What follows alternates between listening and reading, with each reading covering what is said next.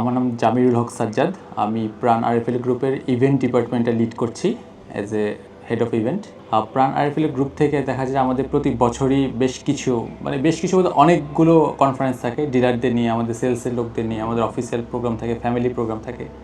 তারই একটা অংশ বিশেষ হিসেবে আমরা লাস্ট 2 দিন আগে এখানে চেক ইন করেছি 138টা রুম নিয়ে। আমাদের এই প্রোগ্রামটা ছিল হচ্ছে ডিলারদের নিয়ে প্রোগ্রাম, ডিলার উইথ ফ্যামিলি।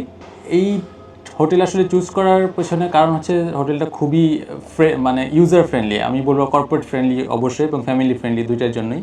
এটা পজিশন এবং সব কিছু মিলিয়ে খুব ভালো একটা হোটেল।